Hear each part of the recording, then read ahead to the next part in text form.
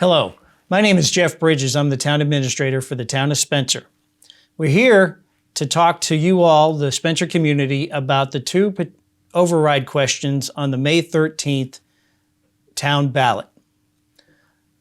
We will be joined today by Chief Robert Parsons of the Spencer Fire Department, Pete Boria, who's the Utilities and Facilities Superintendent, Chief Michael Bedford of the Spencer Police Department, and Vincent Cloutier of the Spencer Rescue Squad. Together, we will review the two questions, the purpose of the questions, the amounts requested, and the impacts those questions, if approved, will have on the taxes for the Spencer taxpayer. So to jump into the questions, the first of the two ballot questions is question number one. Question number one, we're considering the current services question. This question, which asks for an additional $1,348,390, is requested to keep the current level of services provided by the community. Of that amount, $830,000 is for funding the regional school district's assessment as required under Massachusetts General Law, Chapter 70, Section 2. A lot of words in that, and we'll review all of that in a minute. $150,000 for support for the Spencer Rescue Squad, and $368,390 to retain 4 firefighters for the Spencer Fire Department, currently paid for by a federal grant.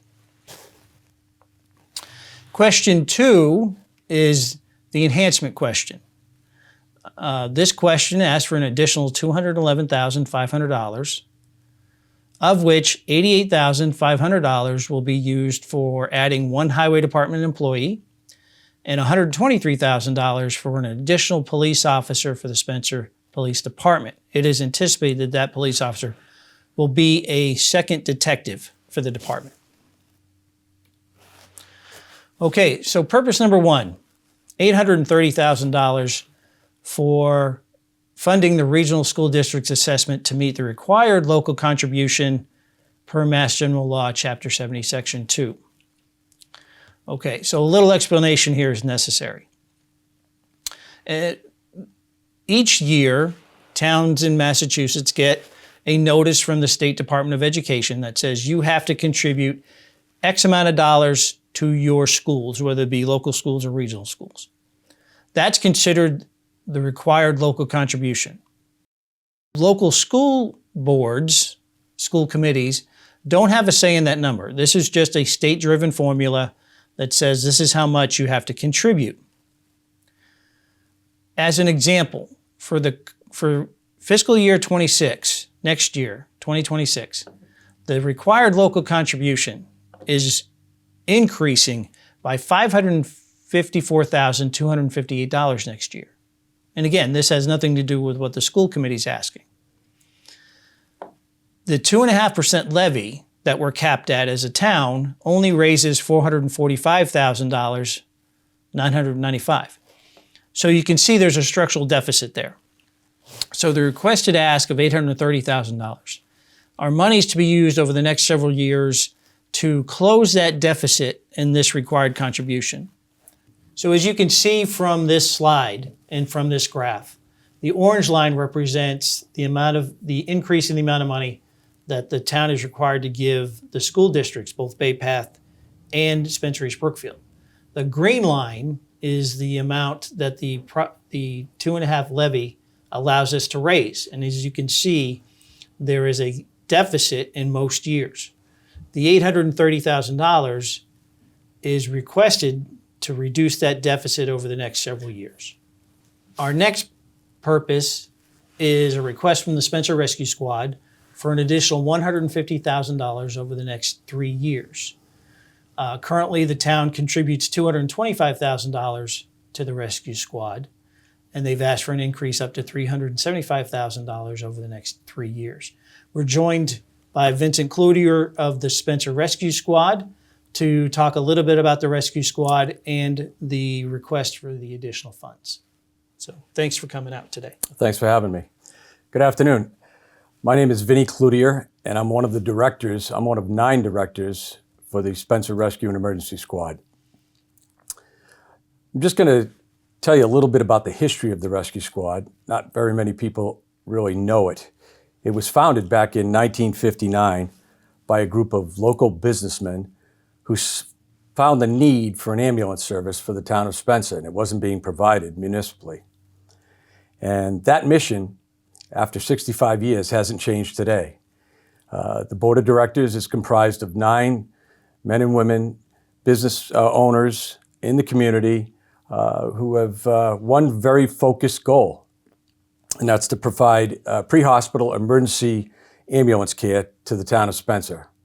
Spencer is our one and only customer, and the residents have been very fortunate that we've been able to provide advanced life support with at least 2 ambulances. We do have 3 vehicles, but we provide 2 ambulances. One of them is providing ambulance service 24 hours a day at the paramedic level, and the other one is providing ambulance service an additional 8 hours a day. And most of the time, that is also at the paramedic level, even though the contract with the town of Spencer only requires us to do it at a BLS level. We currently are forced to ask for additional funding through the town. As Jeff indicated, we are currently receiving, for our contract for services, $225,000 a year. And we asked for an increase of $100,000 a year in year 1, an additional $25,000 in year 2, an additional $25,000 in year 3. Mm-hmm. And the reason for that is that we have seen dramatic cost increase over the past 4 or 5 years. Those increases have been in all different forms, but I'll highlight a few. Cost of our ambulances, we've seen in the last 3 years, go from $185,000 to $285,000 to $310,000. That's just to buy a vehicle. That's not to outfit the vehicle. Heart monitors have gone from $40,000 to $55,000. Cots have gone from $10,000 to $12,000. We've seen increases, some of them larger than others, throughout the entire range of our business. Our insurance increases have dramatically gone up.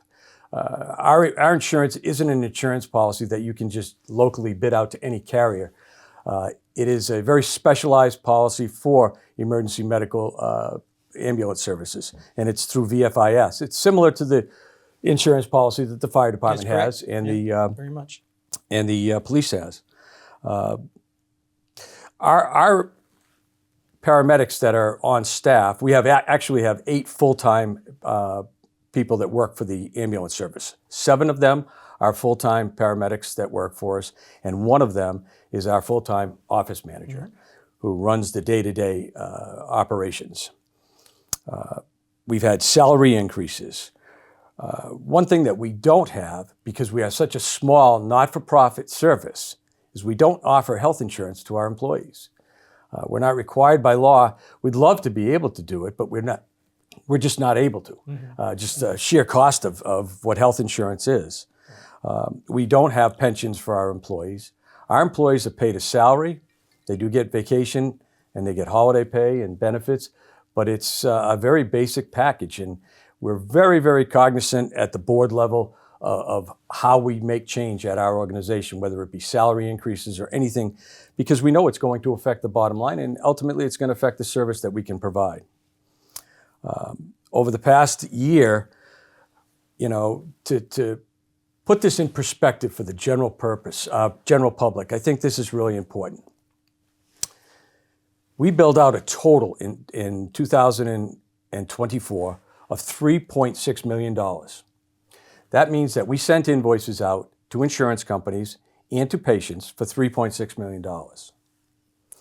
Contractual write-offs. These are write-offs that we don't have any say in. This is by law we have to write off. We're $2.4 million. $2.4 million in write-offs. And if you do the math, that leaves $1.2 million. 2/3 of your revenue Absolutely. was written off. Yeah. Absolutely. Mm-hmm. You add back the $225,000 that the town gives us, You add back the $60,000 that we collect from our subscription drive annually, and you're at $1.5 million for operating expenses. Our budget last year was $1.6 million. Hence the request for the additional funds. It's unfortunate that we have to do this, but we're not by ourselves in this path. Ambulance services, I'm sure you've read it in the paper, not just across Massachusetts, across the country, find themselves without any EMTs or paramedics, without any ambulances for hours and hours. You know, we're very fortunate that we're 30 minutes away from a medical facility, and our ambulances are there for the residents of the town of Spencer. Just think for a minute, if you're a business owner, if you build a dollar's worth of service, and from that dollar's worth of service that you build out, you received 30 to 40 cents. How long would you be able to stay in business? Mm-hmm. Absolutely. And that's really, the situation that we find ourselves in. And, we have increased our contract to the town, and that's pending. And, certainly asking the people of the town of Spencer to support this endeavor. Thank you, Vinny. That was terrific. Appreciate you coming out to help us with the override questions and explaining the request from the Spencer Rescue Squad. With me now is Chief Robert Parsons of the Spencer Fire Department.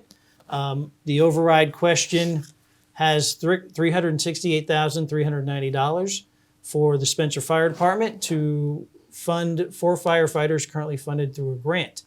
And the chief is here to walk us through that request. Thank you, Jeff.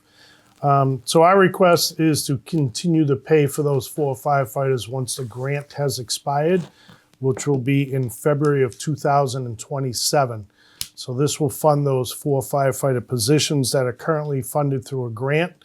And those firefighters work a 24-hour shift, so we have coverage in the station. The current firefighters, they respond very quickly out of the station now that they're 24 hours versus waiting 10 to 12 minutes for the on-call firefighters to get there. And that's our goal, is to have them out there very quickly. So our request would be to be able to continue with these firefighters after the grant has expired in February of 2027. And my understanding is those 4 firefighters allowed us to have crews in the station 24 hours a day, 7 days a week, which we hadn't had before. Correct. So prior to this, we only had full-time coverage during the daytime hours. 7 days a week, it was 6 to 6. With these 4 firefighters, we're now able to have 24-hour coverage, 7 days a week, from 7 a to 7 p, all around the clock, 24 hours a day. We have 2 firefighters in the station at least, and they can get out the door within 3 to 4 minutes versus 12 to 15 minutes when we had on-call firefighters at night only, and we had to wait for them to get up, get to the fire station, get on the apparatus, and get out the door. This will help our ISO rating in town as well, which affects everybody's fire insurance on their own homes. So it's something that's very good for the community. And you had some statistics on your calls. Yeah, so statistics on our call volume, excuse me for a second. If you look at this call sheet, you'll notice the fire calls have gone up. 10 years ago, we had 43 on-call firefighters and 0 full-time.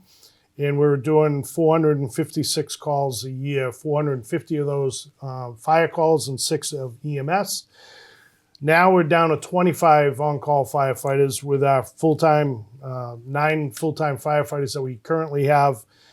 And as of a month ago, we are at 352 calls for the year, 42 fire calls and 283 EMS calls. Of course, that's gone up exponentially now. We're well over 600 calls for the year. And it's just getting busier and busier every year. Our call volume went up at least 150 calls just on fire calls in the last 10 years. Our biggest problem, though, is the on-call firefighters. We're getting less and less, and as the firefighters are retiring, moving on, or just leaving the department, we're not getting firefighters to fill those ranks to continue with us to have an on-call fire department. It's getting less and less being able to be sustainable having just an on-call fire department. Well, thank you. Good information to have. You're very welcome. Appreciate it. Thank you. Next, we have Pete Boria, the Utilities and Facilities Superintendent, who's here to talk about the request for an additional Highway Department employee with an override funding request of $88,500. Good afternoon, Pete. Hello, it's great to be here to talk about the needs of the Highway Department. This additional employee will take our current staff from 10 to 11, and this additional staff person will be dedicated to help with plowing snow in the winter and assisting to maintain the parks and facilities in the summertime. Some of the benefits of adding this staff member will be, again, dedicated maintenance to town parks to help the Parks and Recreation Department maintain Powder Mill Park, O'Gara, Luther Hill, and the other parks in town. It'll also help enhance our winter storm response.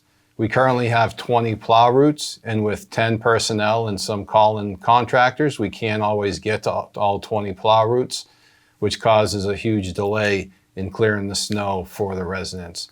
So this additional person will help with that cause. And it'll also help improve the maintenance of our roads and other infrastructure. Through that additional maintenance will help extend the lifespan of that infrastructure. Quick overview of the Highway Department responsibilities, again, is the winter storm response, the maintenance of town roads, bridges, and drainage systems, the maintenance, mowing of town-owned properties and dams, and the routine maintenance and weekly trash pickup at town buildings. And again, we also assist the Parks and Recreation Commission with park maintenance. Thank you, Pete. We appreciate you providing information on that Highway Department employee. We are now joined with Chief Michael Bedford of the Spencer Police Department, who is requesting an additional $123,000 to add a police officer, primarily a detective, for the Spencer Police Department. So we'll ask Chief Bedford to go over the request. All right, thanks, Good Jeff. afternoon. So a little background on the department. We're a total of 18 officers right now. We have 10 patrol officers, a detective, school resource officer, court officer, 3 sergeants, a lieutenant, and myself. The additional officer would bring us up to 19. And like Jeff said, we need some assistance with investigations, and we would work towards incorporating a second detective in to work with our current detective to better spread out the manpower hours in the investigations.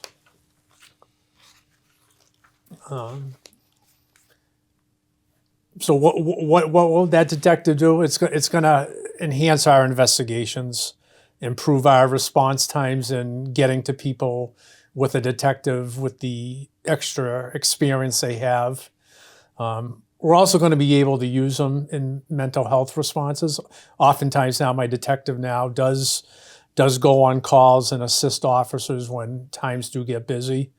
And my biggest thing is it's going to help us in our community trust in getting the crime solved.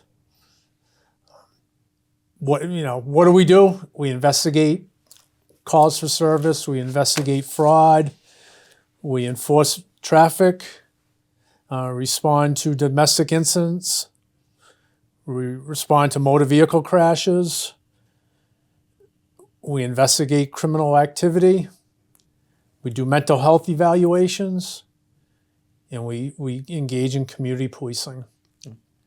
This position is really all about supporting the victim of crime Exactly. and preventing future similar crimes. Exactly. Like I said at some of our hearings, the amount of scam calls that our residents are getting, and unfortunately a lot of them are, or some of them are, falling victim to these frauds. Even though we do community programs, there's programs on television, they're still getting falling victim to the fraud cases. And you can see by the chart in front of us, our mental health calls have also increased since COVID, and that's all time consuming as well. But a detective would help us out to be able to spread out the calls. So thank you, Chief. We appreciate you coming out to review your request with the community. So let's add some information to all of this. So one of the questions I keep getting asked is, where do our tax dollars go in Spencer? So the next chart that you can see actually breaks down $1 of taxes into where it goes into the services the town provides. General government, you pay half a penny of your taxes go to general government. Almost 1 penny goes to public safety. And if you look down at the bottom, near the bottom, 48 cents of every tax dollar goes to public education. So this chart is on the town's website as well. And this gives a pretty good understanding of where your tax dollar, every percent of each dollar goes to provide services to the Spencer community. So what is our history with overrides? Since Proposition 2.5 was formed, actually we just went back to 2006, there's been several overrides passed, but none recently. The most recent request was the citizens petition for the Pine Grove Cemetery. That was in 2024. Before that, the last override to be approved was the original $150,000 allocation for the Spencer Rescue Squad. And before that, which we would consider really the one general purpose override we've had, was back in 2009, which provided funding for the Highway Police Department and Library. And then you can see 2006, there were a couple of other general purpose overrides. But we've not asked for many, but we only asked for what we need. And that's the purpose of this current 2-question override. We're asking for what we need. So what does all this mean? What does it mean to my taxes? What can I be expected to pay if these pass? So this next chart we've put together, and as you can see in the upper right-hand corner, in the yellow down at the bottom, if both questions pass, based upon the fiscal year 2025, which is what we're in now, it would raise 88 cents on the taxes, okay? It would be an increase of 88 cents on the tax rate. So it would go to a tax rate of $12.62. It's currently $11.64. And if you look at the bottom, I've highlighted a certain value. The average home value in Spencer is $393,739. So if these overrides pass, that average property would pay an additional $347.31 per year, or the first year if they both pass. $347.31 for the average home. That's in 2025. Okay. The next chart gets a little bit more complex, and this is where it gets a little more complex. So the proposed spending of these overrides is over the next 3 years. So we're breaking down the total of $1.5 million over 3 years to space out the impacts of the override, and that there's no need for the money in one particular year. It needs to be spread over 3 years to meet those obligations that grow each year.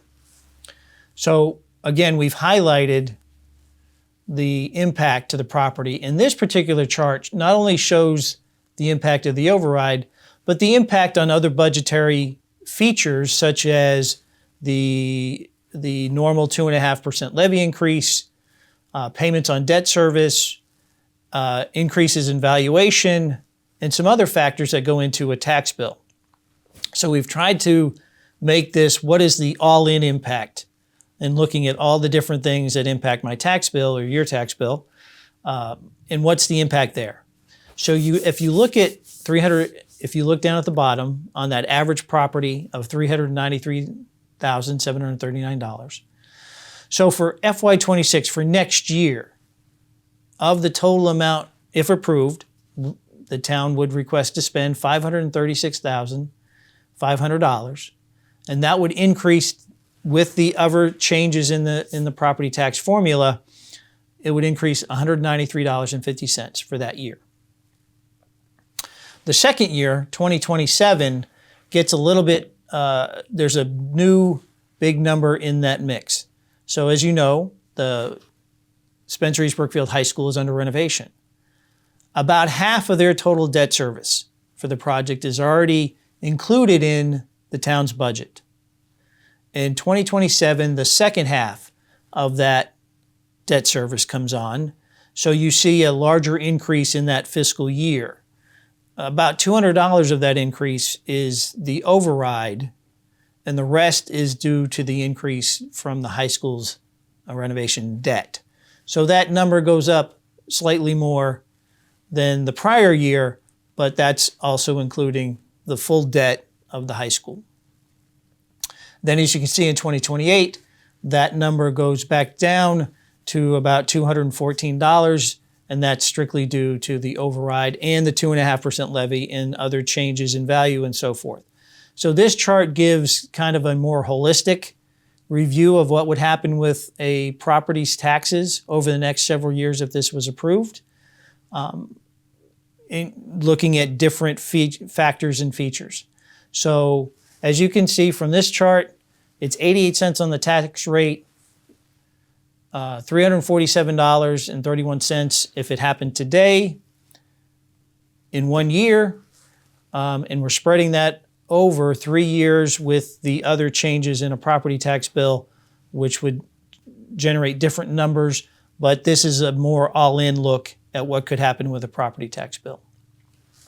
We do have more information on the town's website at spencerma.gov/override information.